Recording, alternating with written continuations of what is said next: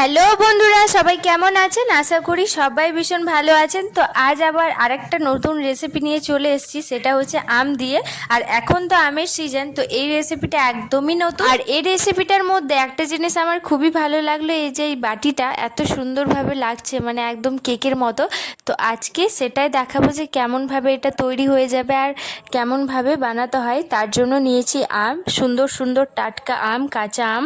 আর এটা হালকা মিষ্টি আছে, অতটাও টক নেই। এই মুহূর্তে কিন্তু এটা লাগবে। আর আমটা আমি এইভাবে কেটে নিচ্ছি, দু সাইডে কেটে নিলাম। এতগুলো আম লাগবে না, একটা হলেই কিন্তু হয়ে যাবে। তারপর নিয়েছি দুটো টমেটোর, আর এইভাবে কিন্তু কেটে নিচ্ছি। তার সাথে নিচ্ছি কটা কাঁচা লঙ্কা।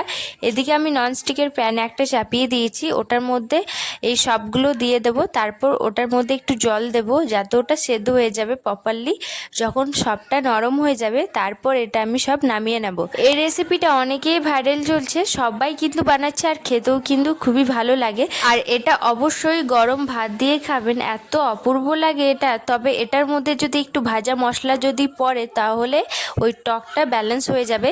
সেজন্য কিন্তু ভাজা মশলা অবশ্যই ইউজ করবেন। ওই 10 মিনিট মতো এটা সেদ্ধ বসিয়ে দিলাম। তারপর দেখো সেদ্ধ হয়ে গেছে, এটা এবার নামিয়ে নেব। আর সবটা কিন্তু খুব ভালো এটা সেদ্ধ হয়েছে।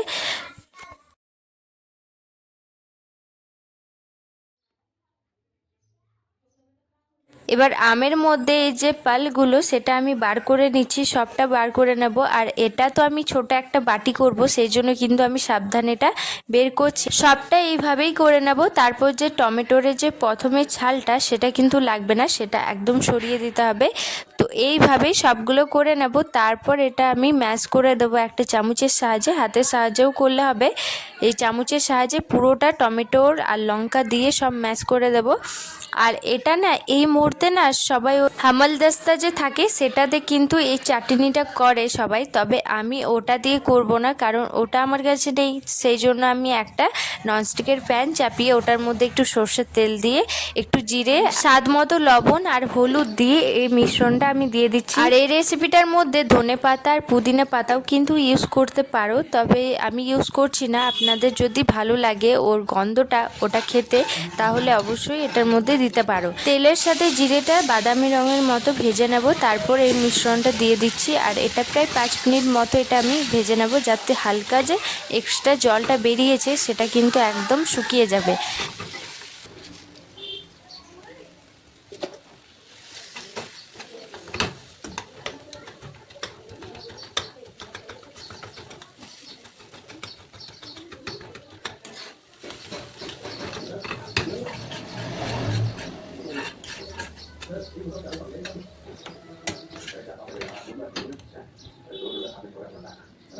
এই যে লাগা লাগা হয়ে এসছে, তার মানে কিন্তু এটা হয়ে গেছে। আর এটার মধ্যে একটু পারা আমি চিনি ইউজ করেছি। চিনিটাই অবশ্যই ইউজ করবেন, কারণ হালকা টক থাকে, ওটা একটু ব্যালেন্স হয়ে যাবে সেজন্য। আর এই কিউট ছোট্ট বাটিগুলো অবশ্যই এটা রেখে দেবেন আগে থেকে, এটা এতটা কিউট লাগে। এটা বাটিতে, এই আমের যে বাটিগুলো, এটাতেই কিন্তু ভালো লাগে। তাছাড়া প্লেটে এটা সার্ভ করলে ভালো লাগবে না। তো অবশ্যই রাখবেন, খুব ভালো লাগছে না। তো এটা আমি এইভাবে রেখে দিয়েছি। ওপর থেকে চাইলে একটু ধনেপাতা ইউজ করতে পারো। তো এইভাবে আমাদের রেডি হয়ে গেল একটা আমের সুন্দর একটা রেসিপি। তো আমার এই রেসিপিটা কেমন লাগলো অবশ্যই কমেন্ট করে জানাবেন। ভালো লেগে থাকে লাইক শেয়ার করো। বাই, রাধে রাধে, সবাই ভালো থেকো। এটা পরোটা, লুচি যাই বলো না, সবারই সাথে কিন্তু দারুণ লাগবে। তো অবশ্যই এনজয়। বাই, রাধে রাধে।